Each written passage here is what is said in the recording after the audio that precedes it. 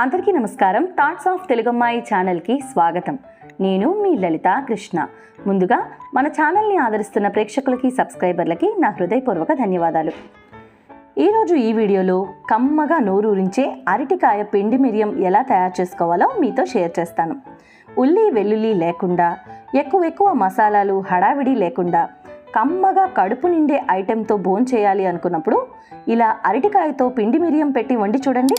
రుచి అద్భుత అంటారు. మనకెందుకు ఆలస్యం, దీని తయారీ విధానాన్ని చూసేద్దాం.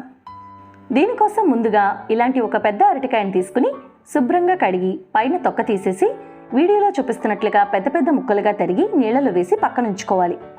ఈ విధంగా పెద్ద సైజు ముక్కలను తరుక్కుంటే పిండి బిర్యానీకి చాలా బాగుంటుంది. ఇప్పుడు ఒక 100 గ్రాముల కందిపప్పుని ఈ విధంగా శుభ్రంగా కడిగి నీళ్లలో నానబెట్టుకోవాలి. 15 నిమిషాల పాటు ఇలా నానబెట్టడం వల్ల పప్పు బాగా నాని మెత్తబడుతుంది. ఇలా చేయడం వల్ల ప్రెషర్ కుక్కర్లో ఉడికించేటప్పుడు పప్పు బద్దల్లా లేకుండా చక్కగా ఉడుకుతుంది. ఇప్పుడు వీటిని ప్రెషర్ కుక్కర్లో పెట్టి 3 లేదా 4 విజిల్స్ వచ్చేంత వరకు ఉడికించుకోవాలి. అరటికాయల్ని విడిగా పెట్టనవసరం లేదండి. కందిపప్పుతో కలిపి ఈ విధంగా ఉడికించుకున్నా సరే చక్కగా ఉడికిపోతాయి. ఇవి ఉడికేలోపు మనం పిండి మిరియం మసాలాని తయారు చేసుకుందాం. దీనికోసం ఒక కడాయిలోకి 1/2 టీ స్పూన్ నెయ్యిని వేసుకోవాలి. ఈ నెయ్యి కాస్త వేడెక్కిన తర్వాత ఇందులోకి 1 టేబుల్ స్పూన్ శనగపప్పును వేసుకోవాలి. అలాగే 1 టేబుల్ స్పూన్ బియ్యాన్ని వేసుకోవాలి. ఇందులోకి 1 టీ స్పూన్ మిరియాల్ని వేసుకోవాలి. వీటిని సన్న మంట పైన 3-4 నిమిషాల పాటు దోరగా వేయించుకోవాలి.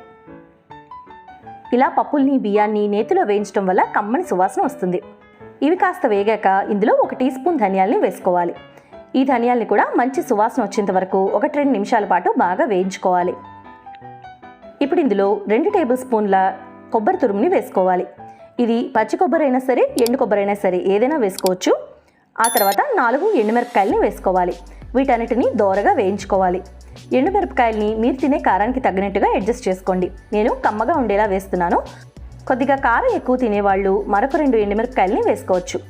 ఈ దినుసులన్నిటినీ కూడా స్టవ్ని లో ఫ్లేమ్లో పెట్టుకుని సన్న మంట పైన దోరగా వేయించుకోవాలి. ఏమాత్రం హైలో పెట్టినా ఇవన్నీ కూడా మాడిపోతాయని గుర్తుంచుకోండి. చూస్తారు కదా, కొబ్బరి తురుము ఇలా లేత గోధుమ రంగులోకి మారిన తర్వాత స్టవ్ ఆఫ్ చేసి ఈ దినుసులన్నిటినీ ఒక పళ్ళెంలోకి తీసి చల్లారబెట్టుకోవాలి. ఆ తర్వాత వీటిని మిక్సీలో వేసి మెత్తని పొడిలా తయారు చేసుకోవాలి. ఇప్పుడు ఒక ఉసిరికాయంత చింతపండుని ఒక బౌల్లో వేసుకుని నీళ్లు పోసి నానబెట్టుకోవాలి. అలాగే ఈ దినుసులు చల్లారిన తర్వాత ఒక మిక్సీ జార్లో వేసుకుని ఇప్పుడు వీటిని మెత్తని పొడిలాగా తయారు చేసుకోవాలి. దీన్ని పిండి మిరియం మసాలా అంటారండి. ఇది ఒకేసారి ఎక్కువ క్వాంటిటీలో తయారు చేసుకుని ఒక ఎయిర్ టైట్ కంటైనర్లో పెట్టి స్టోర్ చేసుకుని దీంతో చాలా రకాల కూరల్ని తయారు చేసుకోవచ్చు. ఇప్పుడు తర్వాత ప్రాసెస్ని చూసేద్దాం. స్టవ్ పైన ఒక కడాయిలో 2 టేబుల్ స్పూన్ల నూనెని వేడి చేసుకోవాలి. ఇందులో 1/2 టీ స్పూన్ ఆవాలు, 1/2 టీ స్పూన్ జీలకర్ర వేసుకోవాలి. ఇవి రెండు కాస్త వేగి ఆవాలు కాస్త చిటపటమన్న తర్వాత ఇందులోకి 1 టీ స్పూన్ మినపప్పును వేసుకోవాలి. ఇప్పుడు ఇందులోనే కొద్దిగా ఇంగువను కూడా వేసుకోవాలి. ఇంగువ కాస్త సువాసన వచ్చిన తర్వాత ఇందులో కాస్త కరివేపాకును కూడా వేసుకోవాలి.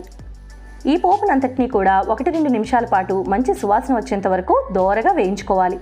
ఆ తర్వాత ఇందులో ముందుగా ఉడికించుకున్న అరటికాయ పప్పు మిశ్రమాన్ని వేసుకోవాలి. ఇక్కడ నేను ప్రెషర్ కుక్కర్లో అరటికాయల్ని కందిపప్పుని కలిపి 4 విజిల్స్ వచ్చేంత వరకు ఉడికించుకున్నానండి. కందిపప్పు కూడా చాలా మెత్తగా చక్కగా కాటుకలా ఉడికిపోయింది, చూసారు కదా.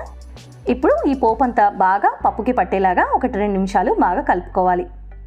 ఇప్పుడు ఈ పప్పుని గరిట జారుగా చేయడానికి ఇందులో తగినన్ని నీళ్లను పోసుకోవాలి. ఇక్కడ నేను ఒక 1/2 లీటర్ నీళ్లను పోసుకుంటున్నానండి. ఇప్పుడు ఇందులో 1/2 టీ స్పూన్ పసుపు, అలాగే 1 టీ స్పూన్ ఉప్పుని వేసుకోవాలి. ఉప్పుని మీ రుచికి తగినట్లుగా అడ్జస్ట్ చేసుకోండి. ఇప్పుడు వీటన్నింటినీ ఒకసారి బాగా కలుపుకొని ఇందులో ముందుగా తయారు చేసి పెట్టుకున్న పిండి మిరియం పొడిని వేసుకోవాలి. ఈ పిండి మిరియం పొడిని అరటికాయతోనే కాకుండా బీరకాయ, ఆనపకాయ, క్యాబేజీ, కంద ఇలా చాలా రకాల కూరగాయలతో వాడుకోవచ్చండి. కమ్మగా ఉండే అన్ని రకాల కూరగాయల్లోకి కూడా ఈ పిండి మిరియం అనేది చాలా టేస్టీగా ఉంటుంది. చూసారు కదా, తయారు చేసుకున్న పొడిని ఈ విధంగా అరటికాయ పప్పులో వేసుకుని కలుపుకోవాలి. పిండి మిరియం వేసిన తర్వాత పప్పు అనేది దగ్గర పడుతుందండి. అందువల్ల ఈ పొడి వేసిన వెంటనే గరిటెతో ఆపకుండా కలుపుకుంటూ ఉండాలి. ఇలా ఉండలు లేకుండా 1-2 నిమిషాల పాటు బాగా కలుపుకొని కన్సిస్టెన్సీని అడ్జస్ట్ చేసుకోవడానికి మరి కాస్త నీళ్లు అవసరమైతే పోసుకోవాలి. ఇలా బాగా కలుపుకున్న తర్వాత ఇందాక నానబెట్టుకున్న చింతపండు నుంచి పులుసుని తీసుకుని ఆ చింతపండు పులుసుని ఇందులో వేసుకోవాలి. పిండి మిరియంలోకి మరీ ఎక్కువగా చింతపండు పులుసుని వేసుకోకూడదండి. కాస్త కమ్మగా ఉండేలాగానే చేసుకోవాలి. మరి పులుపు ఎక్కువైనా కూడా ఈ పిండి మిరియం అనేది అంత బాగుండదు. ఇప్పుడు అవసరానికి తగినంతగా మరొక పావు లీటర్ నీళ్ళని పోసుకుని 5 నిమిషాల పాటు ఉడికించుకోవాలి. ఈ పిండి మిరియంలో ఉండే బియ్యం, శనగపప్పు నీటిని పీల్చుకుని దగ్గర పడతాయి కాబట్టి కొద్దిగా గరిట జారుగా ఉండేలాగానే వాటర్ని పోసుకోవాల్సి ఉంటుంది. ఇప్పుడు మూత పెట్టి ఒక 5 నిమిషాల పాటు ఈ పప్పుని ఉడికించుకుందాం. 5 నిమిషాల తర్వాత మూత తీసి చూస్తే పప్పు అంతా కూడా చక్కగా దగ్గరగా అయిపోయింది. అరటికాయ పిండి మిరియం అనేది ఆల్మోస్ట్ రెడీ అయిపోయింది. ఇప్పుడు ఇందులోకి సన్నగా తరిగిన కొత్తిమీరని వేసుకోవాలి. ఫైనల్గా ఒకసారి బాగా కలుపుకొని సర్వింగ్ బౌల్లోకి తీసుకుంటే వేడి వేడి అరటికాయ పిండి మిరియం కూర రెడీ అయిపోయినట్టే. ఇది వేడివేడి అన్నంలోకి చాలా టేస్టీగా ఉంటుంది. కాస్త నెయ్యి వేసుకొని తిన్నారంటే రుచి అద్భుతం అంటారు. ఈ రెసిపీ కనుక మీకు నచ్చినట్లయితే నా వీడియోని లైక్ మరియు షేర్ చేయండి. ఇలాంటి మరిన్ని వీడియోల్ని మిస్ కాకుండా చూడడం కోసం ఇప్పుడే థాట్స్ ఆఫ్ తెలుగమ్మాయి ఛానల్ని సబ్స్క్రైబ్ చేసుకోండి. Thank you.